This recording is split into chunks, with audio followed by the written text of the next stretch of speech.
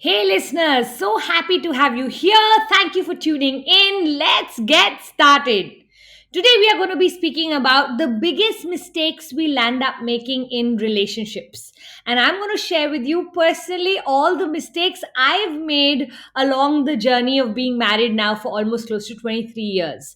So I'm going to share with you everything that I did and then how I changed it around so that you also know what was the thing I did to even fix that. Okay. So starting very back then, the biggest mistake I think I made was not supporting his passions. Actually, honestly speaking, competing with his passions. Now, what does that mean? When he would be interested in going to the gym after work and I would want to spend time with him. So instead of encouraging him to go to the gym, I would speak against gym. Same way, he was very fond of playing golf. Instead of encouraging him to play golf, I used to be like, oh, so now even on Sundays, you're going to go for golf, and give all of these nagging terminologies for no reason at all. I do believe when we are not happy inside, we cannot see the happiness and the growth of our own partner. And over the years, as I started to research, read better books, look at YouTube videos, one of the things I realized was that if couples really want to get really close to one another or really in tune with one another, in alignment with one another, then it's very, very important that we actually go on a journey of supporting what gives joy to the other person. I do believe that yes, you can definitely ask for compensation instead. Okay, sweetheart, if you're going to be playing golf on Sunday, then Sunday evenings can we go out for dinner? Or, all right, if you want to go to the gym, make sure that it is before 8 o'clock because at least then we can have dinner together. So things like that. It's not that you can't set ground rules around what it is that they want to do, but I think allowing them, or rather understanding that by taking away someone's joy, how can you believe in your heart that they will be able to provide you with joy? You take away someone's joy, they'll take away yours. So I think very important to start to create that sort of support system in the house where everyone encourages the other to do things that they are passionate about. So that's number one. Number two, I think one of the things that happened very early on for me was understanding this concept of love language. So, Puneet's love language, and let me first quickly give you the five love languages. And I think I've done a whole podcast on love languages, so you can go back to watch that in case you want details of love language. But the basic five love languages are quality time, acts of service, words of appreciation, physical intimacy, or rather physical touch, and gifts. So Puneet's love language is acts of service. And I used to always think in my head that, oh God, now I have to do all of these things for him to be loved. Like I have to do laundry for him to be loved, or I have to put batteries in the remote control for him to be loved, or put towels in the bathroom for him to be loved. And I couldn't understand it because my love language was so different from his, which was words of appreciation.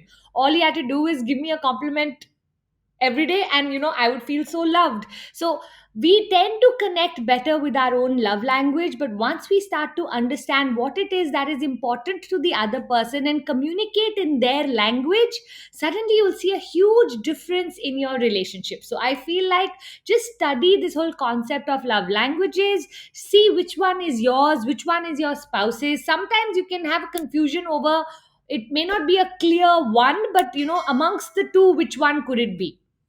So a lot of times if you want to figure out someone's love language, you can actually eliminate the ones that are not their love language to see which ones are left to be their love language. So starting to communicate in that manner truly helped me, because now I knew how I provide for him, the household, the setup is very important to him, how the food comes on the table, my serving him, he likes all of that. And the more I honored that, I noticed the more he honored my love language. So it turned into a win win, rather than me all the time trying to tell him that, what, you didn't do this or you didn't do that, or he grumbling or complaining about me to either people around him or to me directly itself. So I think these were the first two things right in the beginning that we sorted out. I think another thing is that talking about what we don't like we tend to talk a lot more about what we don't want rather than talking about what it is that you want. So how you say things makes all the difference. The tonality matters. It's not just what you're saying, but the tone that you're using. So I always say that in our marriages or in our relationships, in our partnerships, we must bring in what I call the kindness or the softness in the tone. And I think that makes so much of a difference. So every time you're going to speak, just think for 1 second, take a pause, and choose your tonality.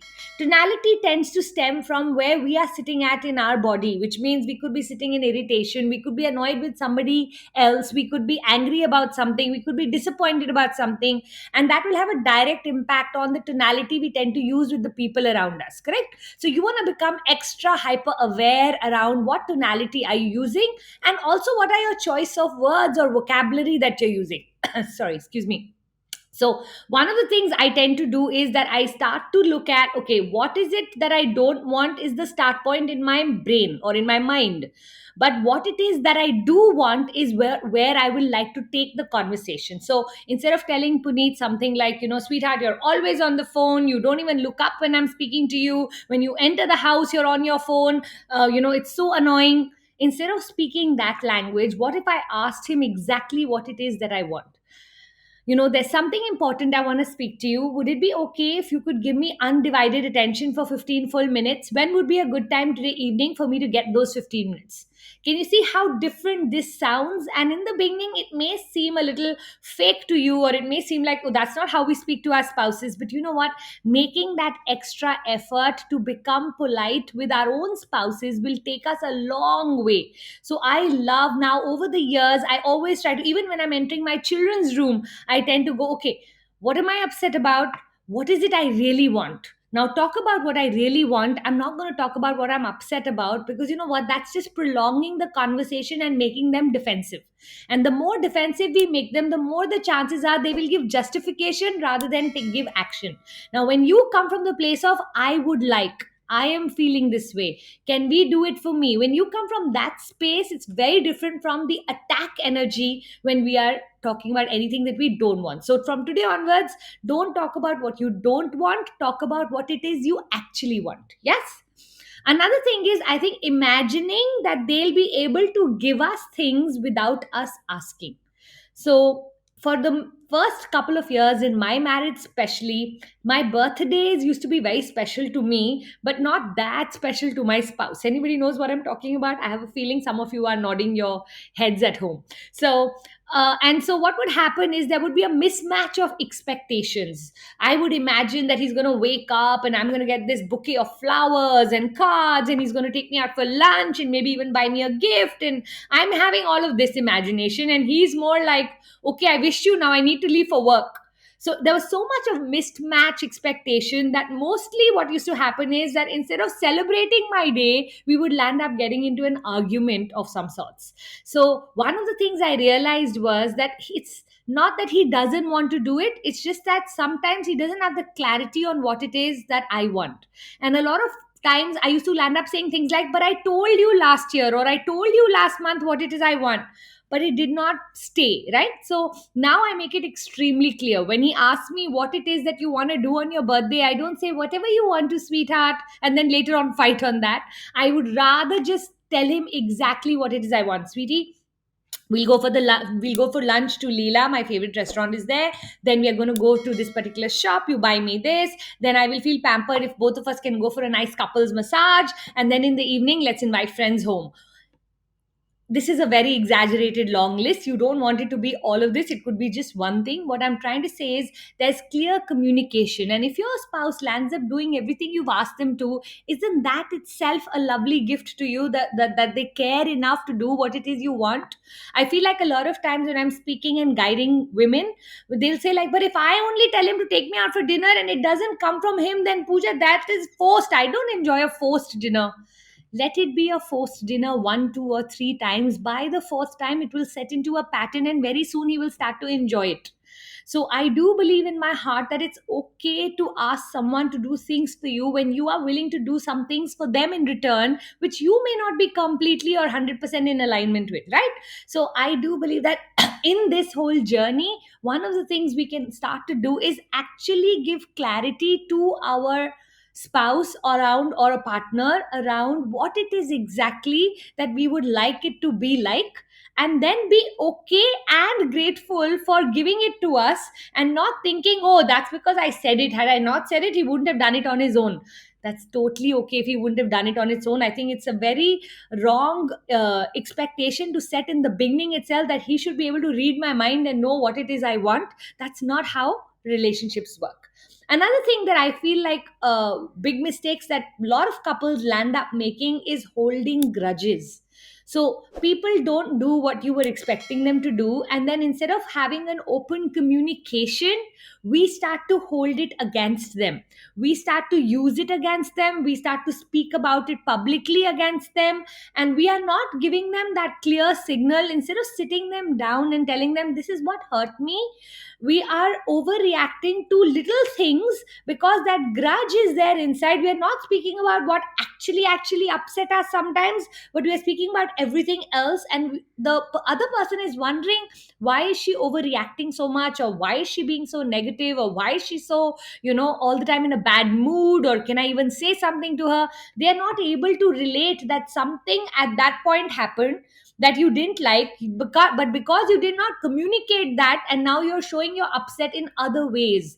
I think a lot of us women especially tend to hold grudges in this manner, where not only we hold the grudge, we want them to know what are we holding the grudge against. I always say, when a man asks a woman, are you okay, or any of those kind of sentences, are you feeling okay, is your health okay, he's trying to check in with your mood, and most of the time you're like, yeah, I'm fine, or things like that. That will be an excellent time for you to just sit him down and let him know what it is that he's done that is not okay with you, so that you can have open conversation and open communication, because that is so helpful in every relationship.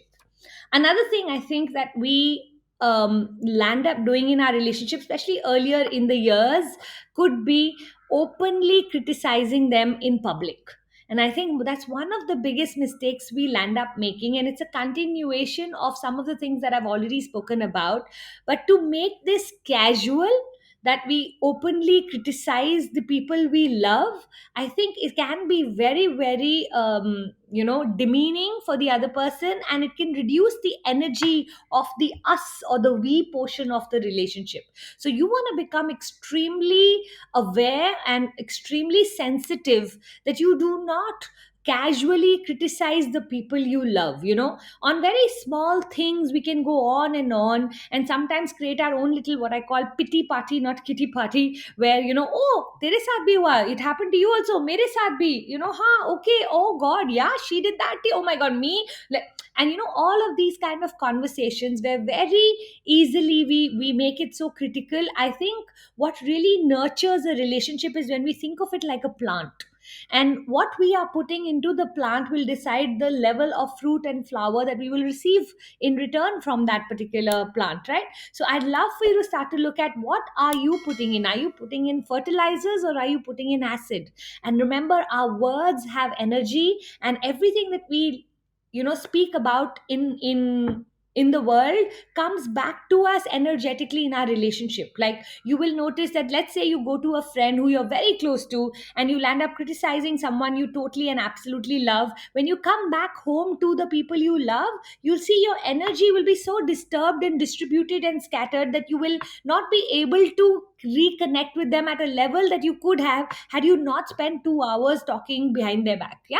So you want to become very, very aware that you address the issue with the person who can help you, or can do something for you, and not address it to gossip, or to put someone down, or to feel better about yourself, or to create the victim energy that we land up creating when we feel helpless in our life.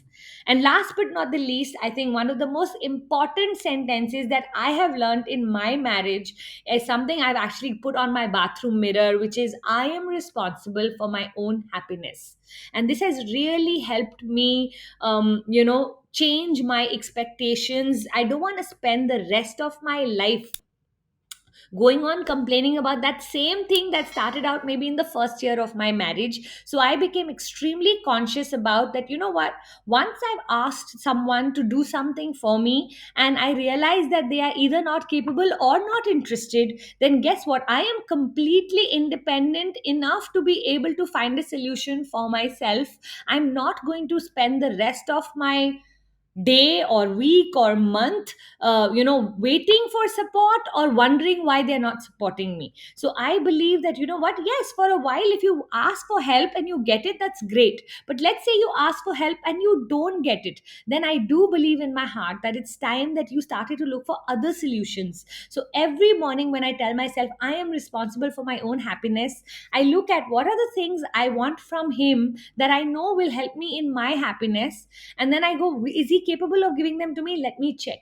And when I ask him, he says, okay, no, Puja, today is an extremely busy day. There's no way today I can take you to the temple or to the beach or wherever it is that I needed to go. No problem, sweetheart. I'll ask mom or I'll ask my friend or I'll ask my, and I shift my energy very quickly because I don't want to go into sulk mode, or I don't want anyone else to be responsible for my own happiness.